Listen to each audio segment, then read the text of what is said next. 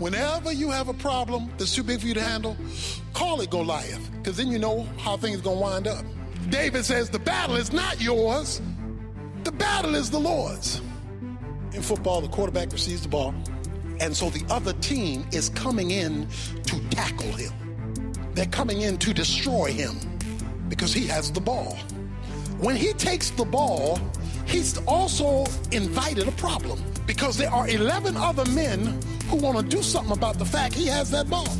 They don't want him to have that ball, and they want him on the ground. And they are doing everything they can to get him on the ground. The quarterback takes the ball, and then he hands it off to the halfback.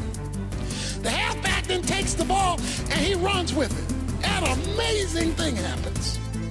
Everybody that was after the quarterback changes. Now that they done handed this baby off, now they're all after the halfback because the quarterback has handed the problem off. So now the problem is in somebody else's hands, and all the enemy got to deal with the somebody else because he has the ball. The reason why all of us are running all the time is we keep the ball. I got this problem. I got this problem. I can't do anything about this problem. This is my problem. God is saying, hand the ball off. Hand the ball off. Hand the ball off. We say, no, I got the ball. I was born with this ball. I was raised with this ball. I'm going to have this ball for the rest of my life. God is saying, hand the ball off, you dummy. And if we would hand the ball off and let God take it, the battle is not ours. It's the Lord's. It's the Lord's. He calls on God because he said, I got to hand this off. I can't handle this financial crisis. I'm going to hand it off. I don't know I'm going to handle this personal problem. I'm going to hand it off, and I'm going to make the battle not be mine.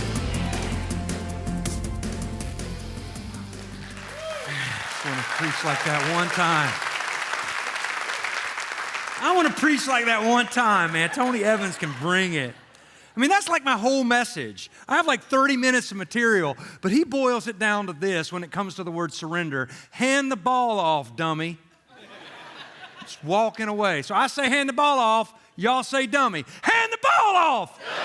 We're good to go. I mean, we got it, right? What a great analogy. Welcome to church. If you have your Bibles, open to James chapter 4, Matthew 16, and 2 Chronicles. Everyone's favorite book. 2 Chronicles chapter 14, Old Testament. Guys, if you're visiting with us, thanks for coming. Let's just celebrate a few things real quick. We've got a lot of people. It's unbelievable how many people are leaning in with us on our online campus everywhere. Ken in North Carolina, Bill in Arizona, Edward in Florida, and Clifford in Ohio. I'll just name just a few in this service because I got a lot to say, but we got a lot of people watching everywhere, which is unbelievable. So everybody here, give it up for our online family all across crazy stuff. I know we have like this Canadian cluster of people watching. We got a lot of people watching from Ontario, but lately, for some reason, we have like multiple families watching from the Bahamas. We had one family, and I think they've started to kind of multiply down there. We've had like 4 families watching from the Bahamas last night and this morning. It must feel great in the Bahamas right now. So we just got people watching everywhere, so I'm super, super thankful. We got so many good things happening. Next week, we close this little series called White Flag Down with communion. I'm super pumped about the message next week. We're going into the book of Kings. We can really relate to what we're going to look at next week to close this down. 2 weeks, we have Vision Week in the life of our church. If you're visiting, it's the perfect week just to kind of peek in as to what this church is doing. What does our vision look like as we believe for greater days ahead? And boy, I feel it. So we're going to have a little property update. We're going to talk about our teen ministry. We're going to kind of revamp some of the times to make it just more efficient and more powerful for our teenagers. We're going to highlight our kids ministry, Club 412. We're going to talk about serving. We're going to really be laying a blueprint out to what this church is going to look like into this next year. Super good things happening. But you get a hoodie. I think Dr. Keith mentioned it a while ago. We've ordered and we have now in our possession 3,000 hoodies for every man, woman, and child coming to church February the 8th, 11th, and 12th, Wednesday, Saturday, Sunday. Be present present to win. The next week, if you're not here, you can buy them for $599. They're all you, but we're giving them all away, so please be here to grab it. It's a kind of a symbolic thing that we can say when we wear it. We not only represent Pathways in the community, but we also understand that the key to 2023, and I gave keys a few weeks ago. If you need to get a key, you can go by guest services. Also, this little white linen, which I love to use as a bookmark, just kind of representing, hey, God, I need to surrender my life to you, not just one time, but daily. Pick that up as well, and it's just going to be a really cool season. After Vision Week, I start a series. It's very interesting, and I really felt led to do it, called The Road. And it's going to be a little kind of peek on the horizon. Once again, what does the Bible say when we should be looking to maybe end times prophecy and some different things? We're going to kind of key in on a few of those things the first few weeks, and the Road series will actually take us all the way down the red dirt road of Easter. So it's going to be cool. After that, I'm going to do a whole series on the book of James in the spring. James chapter 4 is our key verse for the year, and there's so much goodness in the book of James. And then through the summer, we once again take an adventure travel series called Legacy Trek. And it's going to be really different. It's going to be week to week. You never know where we're going to be, but actually we're going to be journeying along a very familiar trail, and just to see how that we can relate to that spiritually and all of the different things that I just really believe God's the author of creativity. So, man, it's going to be good. Other than that, I got nothing for you. That'll take us all the way through August, and we will go from there. Lord willing, and the creek don't rise, good things are happening. So just be a part of what God is doing. Again, I'm in this series, week 2, and I do believe, really believe God led me to talking about the word surrender. It'll come on the screen again, and it's just that idea, the throwing in the towel. You see it with a manager of a boxer or a wrestler, that from time to time when you're getting beat down, when that boxer or wrestler is getting beat down, there's a manager in his corner or her corner that will throw in the towel. What does that represent? That I'm defeated. The definition will come on the screen if you remember this definition from last week. To throw in the towel simply means to admit you're defeated. You can't do something anymore. So if you missed last week, I implore you to watch it online. It's on demand. You can go to our website and watch it. But I kind of laid out my heart once again. I told you my story, some things in my life that I really need to lay down. I need to continue to daily surrender. I use the word worry. I struggle a lot with the word worry. I told you my story. I won't tell it often, but I do need to tell it from time to time, because I believe you overcome the enemy by the blood of the Lamb and the word of your testimony. And I told you that I suffered at the end of 2016, early 2017 with anxiety due to the loss of my father. And just everything that I went through and how I had to lay this down. And I know this, right? I know the God of the universe, the God who loves me, who created me, says, Brent, I just don't want to see you saved. Number one, to be saved is everything. To know that we're sinners saved by God's grace and mercy, that God made us, but He redeemed us. Brent, I don't just want to see you saved. I want you free as well. I want you to surrender your life to me. Get out of the driver's seat of the car of your life, Brent, and allow me to guide you. And that word surrender is confusing in a world full of A-type personalities. We love control, but we do not control anything, even much less what a day holds. I kind of had some humor last week. If you missed it, I'll go back and revisit for a second. Remember, I fell out of my hammock. Then I burned myself on the skillet on the stove. Then I whacked my forehead with the cabinet that my wife opened and didn't let me know it was open. And I'm like, man, this is a horrible day. I'm sick of just life beating me down. I'm just going to saran wrap myself and grab a bag of Cheetos, and hopefully the TV won't fall on me, right? And a lot of us feel that way, right? We're like, man, life. But that's funny. What about what happened to people in the last few weeks in this church? And both of them sat in the first service. Had a teenage girl that plays for a local high school team that collapsed on her way to the huddle.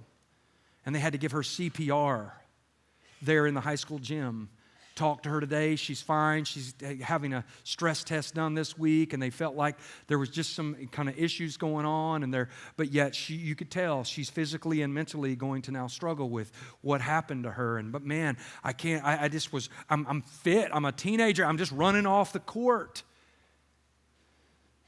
We had a couple in the first service that sat right over here that 2 weeks ago, their house burned to the ground. They were in the service this morning. They lost everything. And you just never know what a day holds. We try to control things that we cannot control, and so we walk on eggshells, we struggle. We all sit on the struggle bus when it comes to like just anxiety, and you can just sense it. People are tired. They're ready to give up. You can sense it everywhere.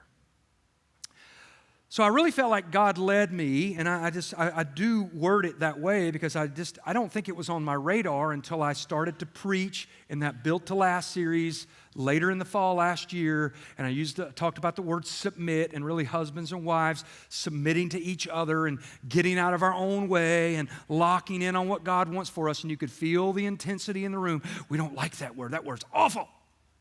But that word surrender is what we struggle with today. When we surrender to God, the difference is unbelievable. And yet many of us don't. We hold on. I had a couple, they sat in the first service. They were in my office last night for an hour and 15 minutes before church telling me their story. And boy, they went through a story. Typically, I'm a talker and I like to talk. And I sat there for an hour and 15 minutes and I said like 2 words. I listened and I was blown away at their story and all the chances they had to give up. They sat right here in the first service this morning. All the chances to give up on their marriage, to give up on the hopes of a family, all of these things. And the girl, she did say something to me that stopped me in my tracks because both of them were talking, and boy, you could tell they're just excited as to surrendering their lives to God's will and everything that God did for them. But yet the young girl, she said this, and I actually wrote it down and I said, I'm using it as a sermon illustration. Your name will remain nameless. But boy, that is everybody. She goes, you know that song, Jesus Take the Wheel by Carrie Underwood? My problem is I got to have one hand on the wheel just to help Jesus turn the car, right?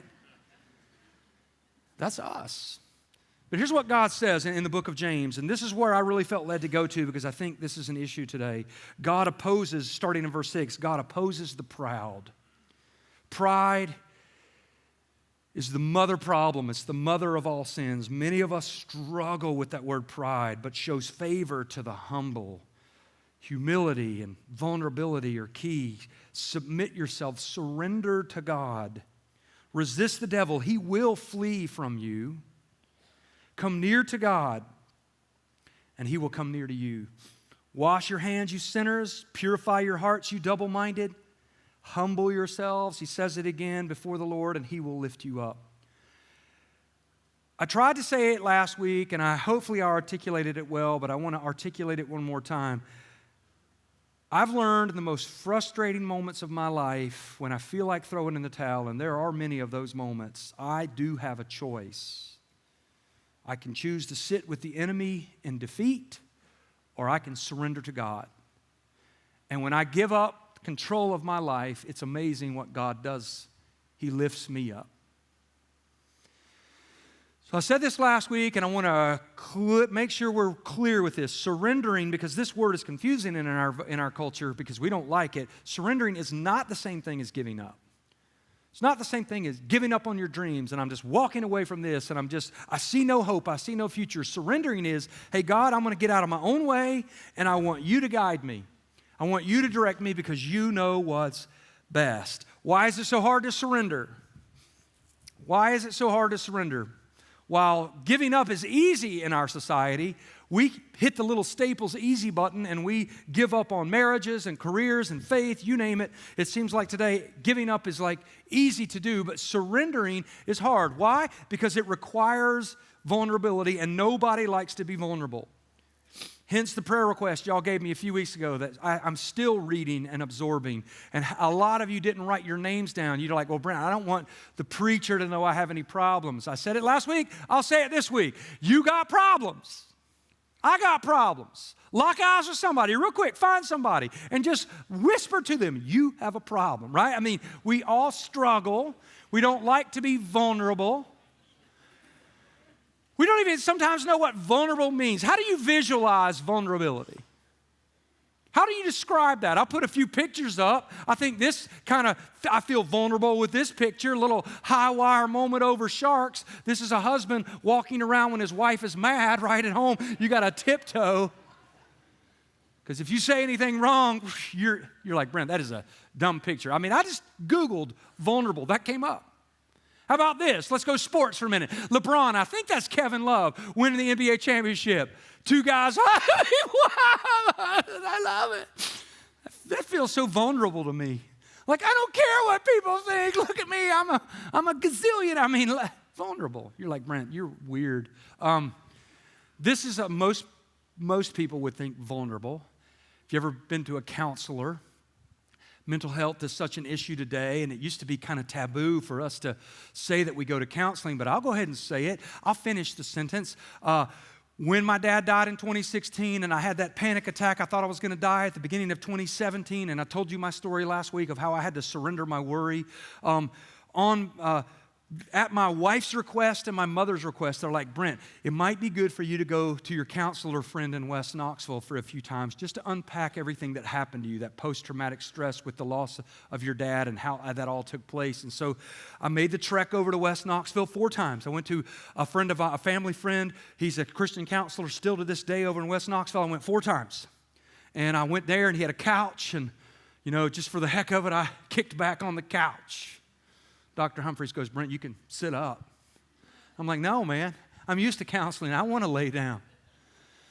Had a guy walk in my office a few years ago. I'll never forget it. I have 2 couches in my office. I have a premarital counseling couch and a post-marriage counseling couch. And the pre-marriage we're going to live on love. As long as we don't die as long as we die by Tuesday, we're all good, right? I mean, we're going to live on love. We love it. And then you got the people that hate each other, that are sitting with the body language. And I always tell the people that are getting married, I'm like, you don't want to come in here and sit on that couch. But I have 2 couches. And I had a guy walk in my office, and it kind of staggered me because he'd never had, I guess, pastoral counseling before, so he just kicked back and laid down on the couch. So I just laid down on the other couch, and we had a nice chat But that's vulnerable right there. By the way, I went 4 times. The moral of the story, when I went to my friend, I went 3 times. I got a lot out of it. The 4th time, I didn't go back because I ended up counseling him on the 4th time. He's like, Brent, you seem healthy. You're just going through a lot of stress. I'm so thankful I get a chance to hang out with a healthy preacher because sometimes he deals with preachers that have had all kinds of issues. And I was just going through the stress of the loss of my dad. And so that 4th time I went in there, he's crying. I'm like, what is going on here? My counselor's crying. And he's like, my daughter, their youngest daughter just moved out of the house. So they're empty nesters now. And he's a basket case. And I'm like, doctor, do you need to lay down on the couch? And I said, by the way, so we're clear, who's getting paid here? Are you paying me for this counseling? This is most people, though. This is most people when it comes to being vulnerable in our society. Mascara's running, there's a problem. It's funny how you know there's a problem, but you don't ever want to tell anybody, but everybody around you knows you're going through something massive, and you just paint on the smile. I say this often, I know it sounds creepy, but in my office, there's a window overlooking the parking lot, and before every service, I've done this for years, I watch you guys walk into church. You're like, yeah, that is weird. But I love it because I'm so thankful for you. I'm blown away. I look out, and I'm like, I can't believe people are coming to church. I'm just so thankful. But from time to time and doing what I do, I can read people's body language well, and I can see when couples have been arguing in the car. My wife and I were watching this a few months ago. A couple parked up the hill, and they got out, and you obviously couldn't hear them, but you could see in their body language with a little finger pointing and all of that. They were upset, but yet the closer they got to the church building, magically 30 feet to the door, they held hands. Has anybody ever done that? Let's see some hands. Let's be honest in church. You're yelling, hey! All to Jesus I surrender. And it's so true, right? We just paint on the smile. We come to church and we paint on the smile, and yet many of us are sitting here struggling in silence. And I have a feeling a lot of it is, hey, Jesus, yeah, I want you to take the wheel, but I need both hands on that wheel too because I'm not sure I trust you to navigate my life. While giving up is easy for most, surrendering is super tough. Jesus will say then in Matthew 16, he's going to talk to disciples, and I'm going to talk to you. If you're here today and you know Jesus Christ as your Lord and Savior, you are a disciple of Christ. You want your faith and life to collide. If you're visiting and you don't know Christ, you're in the perfect spot It's time to think about surrendering your life to God. What he did through Jesus Christ, his son, to give us life is unbelievable. It's simply the defining definition of love. But here's what Jesus told his disciples, and if you can hear it, hopefully you'll hear it and never think differently again of this passage. He says, if anyone would come after me, let him deny himself, take up his cross, and follow me. For whoever would save his life will lose it, but whoever loses his life for my sake will find it. You're like, Brent, man, that's deep. What does that mean? Surrender. People in our sinful, selfish nature, in our DNA, we've struggled with the word surrender. In our pride, we want to control things. Our society breeds that. It perpetuates that. A-type personalities. We want to control all the variables. But sooner than later, we find out we don't control anything. Sooner than later, the important things that we thought were desperately important become very unimportant. I think of the young teenage girl in that last service who collapsed going back to the huddle in her high school basketball game. When everything's good, everything's good. We're screaming at refs, we're yelling, we're doing all that. But you let something like that happen and you think basketball X's and O's, you think a ref's call or what, you think any of that matters at all at that moment, all of that goes way out the window. What matters is life. What matters is, hey, I'm sick of feeling tired. I'm sick of feeling beat down. I'm just ready to give up. I need just to throw in the towel. And I will say this, you need to throw in the towel, but you need to throw in the towel to the one who created you and made you and longs for you to surrender. God's not going to force you and I to surrender. You and I have to make that call. So the more things change, the more people stay the same. In 2 Chronicles, we look at a king, the third king of the northern tribe of Judah. Chronicles parallels 1st and 2nd Kings in the Old Testament. It kind of serves as a commentary, but we're picking up on these kings of Judah. Some of these kings did the right things, some of them did the wrong things. And we can relate to that. You're like, well, Brent, I can't relate to this king because I'm not a king or a queen. Well, his name was Asa. Everybody say Asa. King Asa. Who's ever heard of King Asa in 2nd Chronicles? Few of you. Who's never heard? You're like, Brent, sounds like a Disney movie to me right there. King Asa, the third king of the southern tribe of Judah, a descendant of King David. I went into my mom's office this week. My mom knows a lot about the Bible. She knows more about the Bible than I do for sure. I called her the other day. Mom gets up early. The older you get, I'm learning this as well, the earlier you get up. My mom gets up early. I'm like, Mom, you might as well not even go to sleep. You're up at 4 a.m. She's like, well, yeah, granted, I go to bed at 5:30. So, it works out. So I went into Mom and I said, Mom, I'm going to preach this week on King Asa. What do you think about King Asa in 2 Chronicles? And all she could recall was this: I think he was okay. Don't you want people to say about that when you die, you walk up and see your casket? Hey, did you know this guy? What was he like? I think he was okay. But King Asa started great, but then tragically derailed. He started great, moment of surrender. Many of us can relate to that. Hey, God, you know what? I come to a place where I don't have any other way to turn. I need you. I surrender. But we forgot about that daily surrender. We forgot about those moments of surrender. Because many of us, if we don't watch it, pride overtakes us and humility leaves us. And that's exactly what happened to King Asa. So King Asa starts awesome. King Asa begins to put some action to his faith. And listen to 2 Chronicles chapter 14, starting in verse 2. I want a politician like this. I want a leader like this. Asa did what was good and right in the eyes of the Lord his God. He commanded Judah to seek the Lord, the God of their ancestors, to obey his laws and commands. Come on now, let's go. I want a leader like that. I'll support someone like that. I'll vote for someone like that. What if we had a leader and go, wow, that leader seeks the Lord and commands us to seek God and obey God's laws. Anybody vote for somebody like that? Let's see some hands. I don't know why that's so controversial, but it is. Well, Asa he started great. He was a great leader. And you can see the result of him surrendering to God in the next few verses. Verse 5, he took out of all the cities of Judah the high places and the incense altars. What's that mean? There were a lot of idol worship going on. And Asa's like, no, we're not going to worship anyone but the one true God. And he took this stuff out. Here's what the Bible says. The kingdom of Judah rested under Asa. I wish we could say that about our society. We have so much division, so much strife. There's never any rest. The news, it's fun. There's no slow news day anymore. Remember back in the day? When in the 70s and 80s, come on, people my age, the slow news day, we would talk about the panda at the zoo.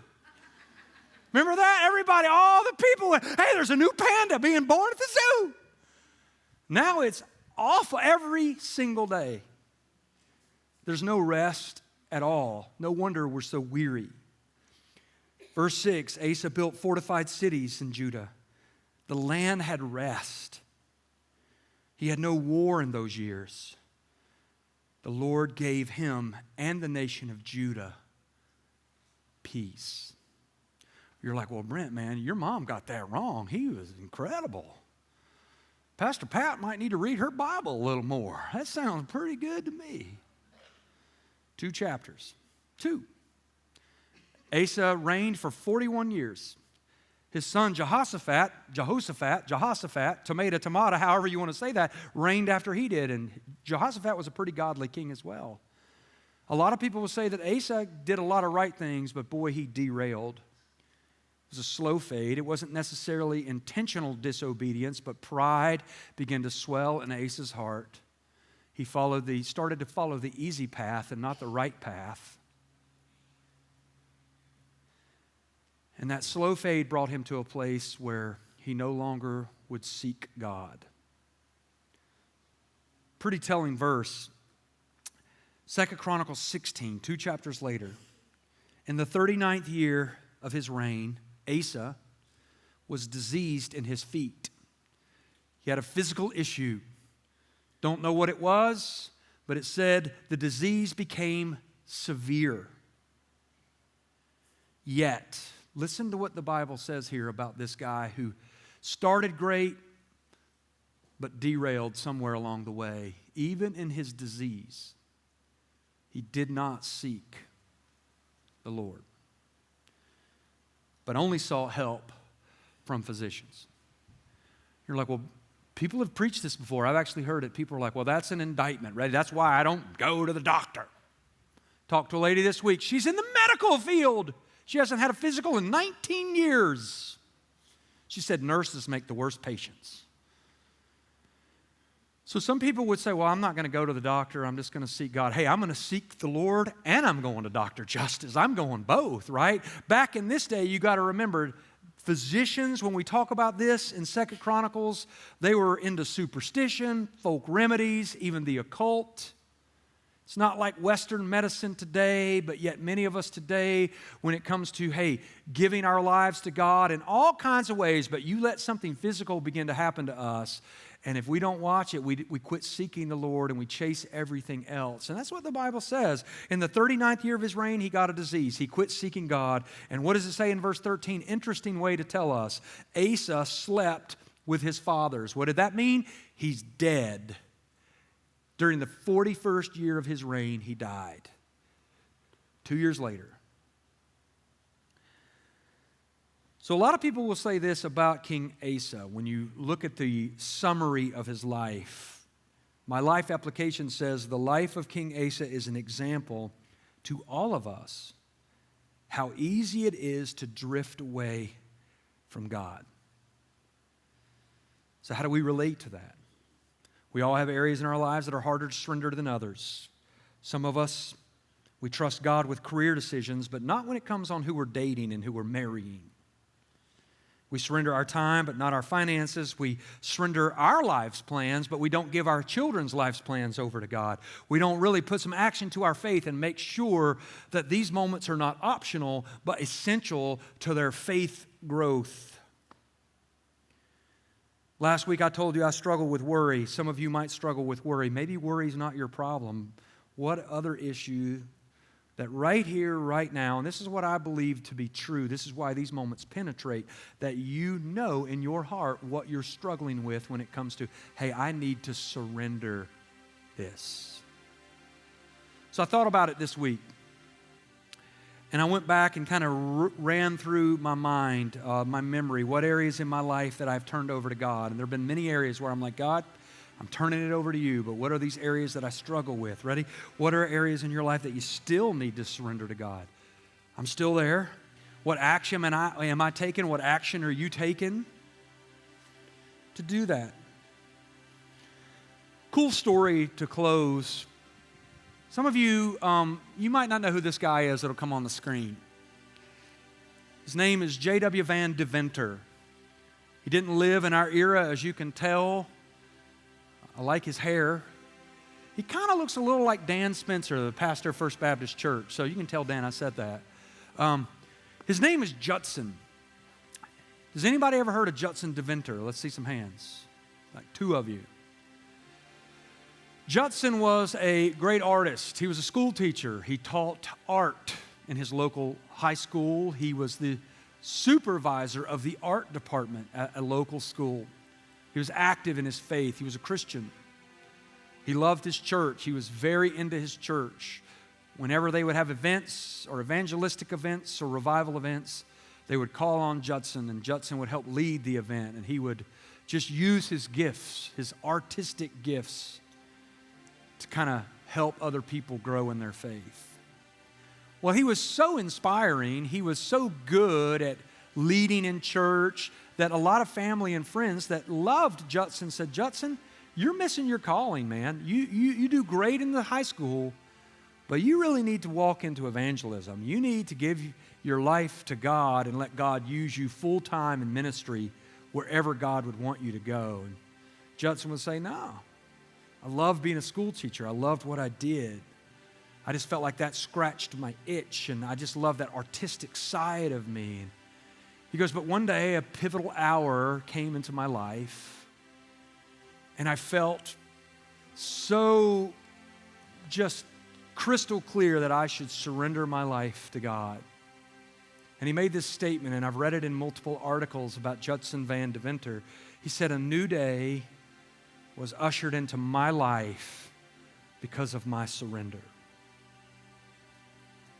Unbeknown to him, he would surrender his life to God, saying, God, I'm going to give you my life, and God would begin to build in him the desires of his heart, that God would give him creative abilities when it comes to his artistic abilities that he didn't even think he had, that God would begin to pour into him lyrics and songs. And in 1890, Judson would pen a song because of this moment in his life, and the words came out of his soul.